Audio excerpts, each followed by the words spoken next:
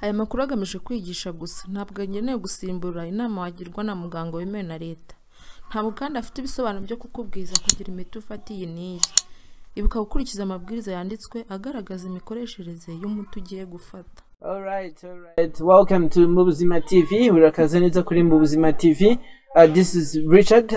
Uyu munsi turabagezaho ibintu abantu benshi bagenda bumva mu buryo butandukanye hirya no hino, bati umuntu ashobora gukora arimo inda akaba yabikuriza no kuba ingumba.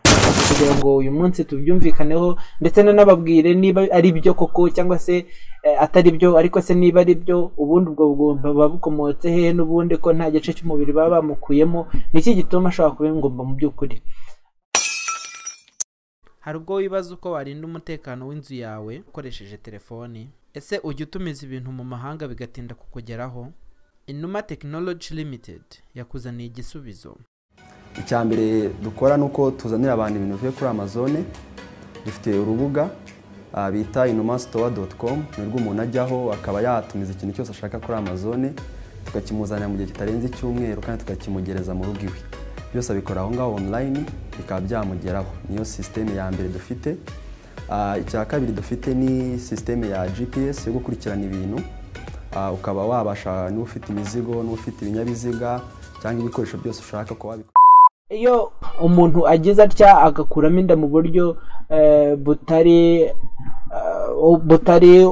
ubukorewe kwa muganga, ibingibi bavuga umuntu ajya muri quartier cyangwa se ahantu azi umuntu runaka we ushobora kumufasha, no kuvuga igihe agiye kureba uwo muntu we, hari ibikoresho bakoresha, byanze bikunze hari ibikoresho bigomba gukoreshwa, ariko ibyo bikoresho ntabwo ari ibikoresho byizewe nk'ibyakoresherezwa kwa muganga.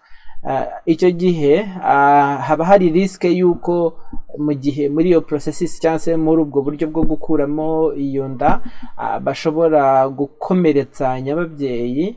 Noneho muri uko gukomereka, nk'uko mubizi igice cyose cy'umubiri iyo gikomeretse kigerageza gushaka uko kisana.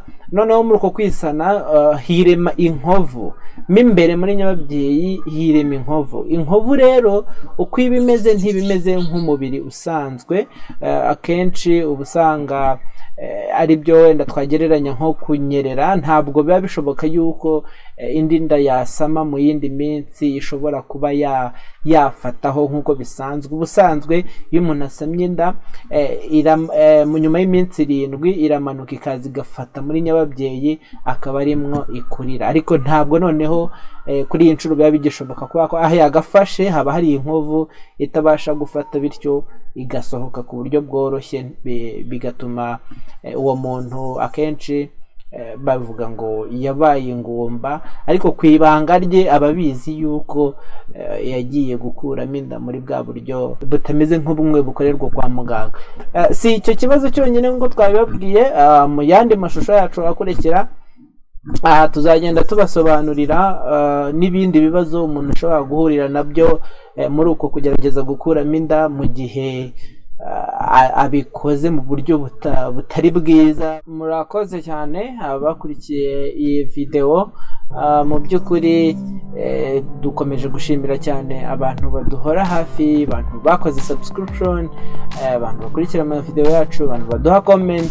Mu by'ukuri ziradufasha, tuboneraho no kumenya mu by'ukuri cy'abanyarwanda hanze mwifuza, ariko kandi nshishikariza n'abandi gukora subscription ndetse na comment kugira ngo tumenye mu by'ukuri icyo abantu bifuza ko tubigisha, buryo tubashe kubigisha.